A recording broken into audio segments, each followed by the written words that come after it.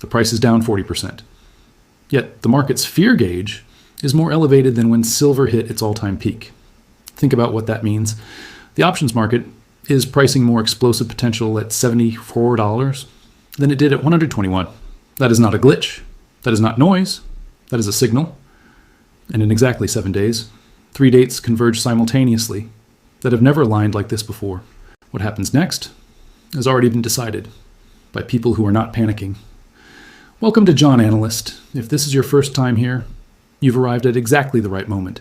This channel was built for one kind of person, someone who has spent decades reading the room, someone who has watched markets rise, fall, and be manipulated, and learned to tell the difference. If that's you, do something your younger self would have appreciated. Hit that subscribe button. Not because we asked, but because you know the value of having the right information delivered consistently before the crowd catches on. You've earned that instinct. Now use it. And before we begin, drop a comment below and tell us, where in the world are you watching from today? Whether you're having your morning coffee in Texas, your evening tea in London, or it's already past midnight somewhere in Asia, we want to know. Because this story affects every time zone on this planet equally. Let's get into it. Silver implied volatility elevated now than when price hit 121. Read that title one more time. Not because it is complicated, but because what it describes should not be possible. In the world of financial markets, there exists an instrument that serious analysts watch more carefully than price itself. It is called implied volatility. Not the price of silver, not the price of gold, not the headlines running across financial television screens. Implied volatility is the options market's collective judgment, calculated in real time, of how much explosive movement a particular asset is expected to deliver in the weeks ahead. When implied volatility is low, the market is calm. Participants are comfortable. Risk is considered manageable. When implied volatility is elevated, the market is telling you something entirely different. It is saying, brace yourself. 3 weeks ago, silver was trading above $121 per ounce. At that moment, at the absolute peak of silver's historic price climb, the implied volatility reading on CME silver options was measurable, notable, but within the range of what analysts would consider an elevated but explainable market condition. Then something extraordinary happened. Silver did not consolidate at $121. Silver did not correct modestly, stabilize, and resume. Silver collapsed. $1.28 trillion was erased from gold and silver markets in just 6 hours. Gold dropped nearly 3%. Silver fell over 5%. $280 billion was wiped from silver's market cap in a single session. And within 3 weeks, silver went from $121 to $74, a 40% collapse from peak to present. By every conventional measure of market analysis, when price falls 40%, fear should decrease. Implied volatility should compress. The explosive move has already happened. The risk has already been realized. That is how markets are supposed to work. That is not what happened. Silver's 30-day implied volatility on CME options is currently reading more than 10 points higher than when silver was trading at $121. The options market, which represents the most sophisticated, institutionally driven, data-intensive layer of financial market participation, is pricing more explosive potential into silver at $74 than it priced in at the all-time high. This is not a rounding error. This is not a data anomaly. This is not a single metric behaving oddly on an otherwise quiet trading day. Convexity spiked, skew spiked, both simultaneously. In options analysis, when convexity and skew spike together, it communicates one specific message. Large, sophisticated participants are positioning for a move of significant magnitude, and they are doing it now, quietly, while retail attention is focused entirely on the price decline. Now, consider what is happening in the physical market while the paper market stages this collapse. Western spot silver sits at $74. Shanghai spot silver trades between $86 and $88. A $12 premium is holding firm even as Western paper prices crater. Shanghai physical silver is trading near $100 per ounce, representing a 20% premium over what COMEX paper contracts are currently pricing. This gap is not a temporary arbitrage inefficiency. This gap is the physical market's verdict on Western paper pricing. The physical market, where actual metal changes hands, where industrial buyers source real silver for real manufacturing, is refusing to accept the COMEX paper price as a legitimate reflection of value. That refusal is the second signal. And when the first signal, elevated implied volatility at a 40% lower price, combines with the second signal, a $12 to $20 east-west physical premium, what emerges is not two separate data points. What emerges is a coordinated picture. A picture that suggests the 40% paper price decline is not the story.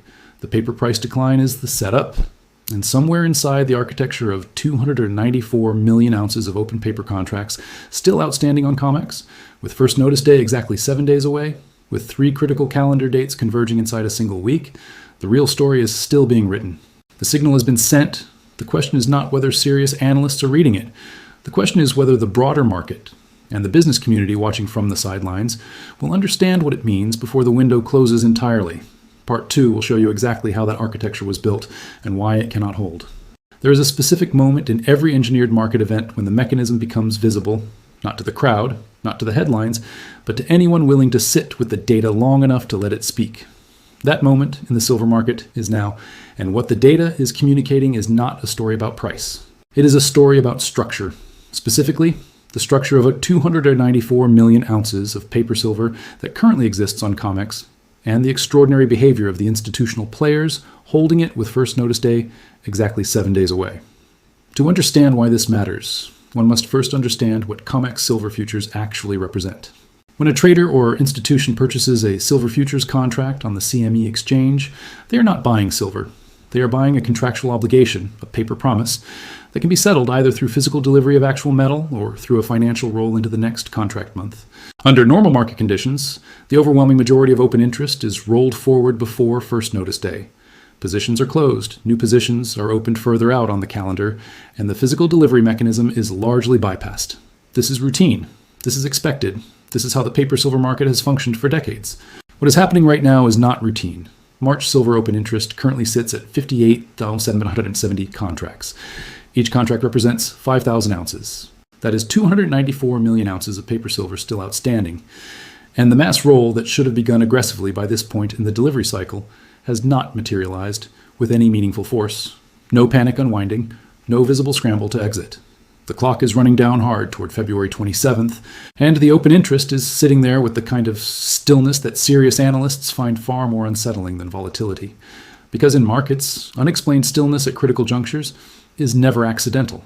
Stillness of this magnitude at this stage of the delivery cycle means one of 3 things. Either the roll has been deliberately delayed by parties who benefit from maintaining maximum paper pressure on price for as long as possible, or certain institutional players are entirely comfortable holding this size this close to the delivery deadline because they have no intention of rolling at all, or the liquidity required to absorb a roll of this magnitude simply does not exist in the form the market assumes it does. And what appears as calm is actually the absence of a mechanism that has quietly stopped functioning. Any one of these 3 explanations in isolation would warrant serious analytical attention. The fact that all 3 remain simultaneously plausible, with 7 days remaining, elevates this from a technical observation to a structural warning. Consider the arithmetic with precision. 294 million ounces of paper silver represents approximately 30% of annual global silver mine production. It represents more silver than the entire registered COMEX inventory has ever held at any single point in recorded history. It exists as contractual paper, priced in a Western market currently trading at a $12 to $20 discount to the physical market in Shanghai. And it is sitting unmoved, unrolled, and undisturbed while the calendar advances toward a mandatory resolution point that cannot be extended, negotiated, or delayed by any party, regardless of their institutional size or political connectivity. This is the architecture of the controlled collapse. And it was not built overnight. The $1.28 trillion erasure that opened this story, the 40% decline from $121 to $74, the coordinated paper selling that overwhelmed Western spot markets while Shanghai premiums held firm, these were not random market forces expressing organic price discovery. They were the visible surface of a much deeper structural repositioning. The question that serious analysts are now asking is not whether this paper structure will resolve. It must resolve. The question is whether the resolution will be managed, absorbed quietly into the next contract cycle through financial settlement, or whether the physical delivery mechanism will be triggered at a scale the current registered inventory cannot support. Shanghai's answer to that question is already priced in at $86 to $88 spot. The physical market has rendered its verdict. What remains is for the paper market to reconcile with a reality it has spent considerable institutional energy attempting to suppress. Part 3 will show you exactly when that reconciliation is calendared to occur, and why the 3 dates converging in the next 7 days represent the most structurally significant window in silver's recent market history. There is a principle that experienced market analysts return to repeatedly when attempting to distinguish between coincidence and design. It is deceptively simple. Single anomalies are noise.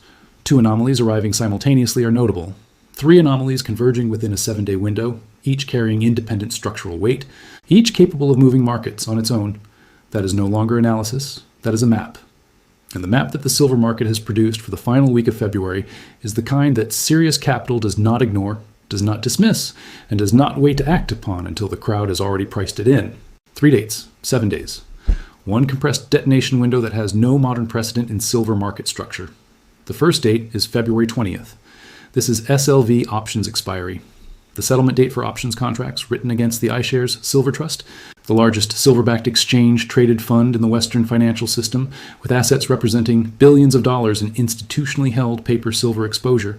Options expiry dates are never passive events in a market already carrying elevated implied volatility. They are moments of forced resolution.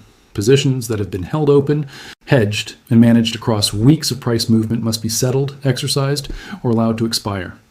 When implied volatility is running more than 10 points above its level at the all-time price high, as it is right now, options expiry does not simply clear the board. It crystallizes the directional bets of every sophisticated participant who has been quietly building exposure, while retail investors process the 40% price decline as a straightforward bear market signal. February 20th is not the beginning of the resolution. It is the first pressure release valve opening in a system that has been building pressure for 3 weeks. 4 days later, on February 24th, 2 events arrive simultaneously. And their simultaneous arrival is where the structural picture sharpens into something that commands the full attention of any serious analyst tracking this market. February 24th is silver futures American options expiry. This is the settlement date for options written directly against COMEX silver futures contracts. The same futures market currently carrying 294 million ounces of open paper interest with no mass roll in sight. American-style options, unlike their European counterparts, can be exercised at any point before expiry, rather than only at the settlement date itself. This means that in the days leading into February 24th, large institutional holders of in-the-money options positions face a continuously expanding set of decisions about whether to exercise early, hold to expiry, or allow positions to expire worthless. Each of those decisions, multiplied across the scale of institutional participation in this market, generates its own wave of secondary positioning activity. The market does not sit still waiting for February 24th to arrive. It moves toward it, and that movement is already embedded in the elevated implied volatility reading the options market is currently broadcasting. But February 24th carries a second event of equal or greater structural significance. It is the date Shanghai reopens after its Lunar New Year closure. This detail is not a footnote. It is central to understanding the full dimension of what the silver market is navigating in this 7-day window. Shanghai has been closed. The $12 to $20 physical premium that Eastern markets have been maintaining over Western paper prices has been building in the absence of active Shanghai trading. When Shanghai reopens on February 24th with physical silver priced near $100 per ounce against a Western paper market sitting at $74, the reconnection of Eastern physical demand to global price discovery does not happen quietly. It happens with the full force of institutional buyers who have spent the Lunar New Year closure watching Western paper prices collapse and who return to active trading with a physical premium that has already communicated their valuation of real metal in unambiguous terms. And then comes February 27th, First Notice Day, the date on which physical delivery formally begins against every open contract that has not been rolled or financially settled. 294 million ounces of paper silver meets its mandatory resolution point. There is no extension. There is no negotiation. The COMEX delivery mechanism activates, and whatever registered inventory exists to support physical claims against that open interest will be measured publicly against the contractual obligations that institutional players chose not to roll away from in the weeks preceding this date.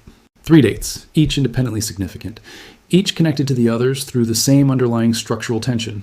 294 million ounces of unresolved paper, a $12 Eastern premium refusing to close, and an implied volatility signal screaming that sophisticated money already knows how this resolves.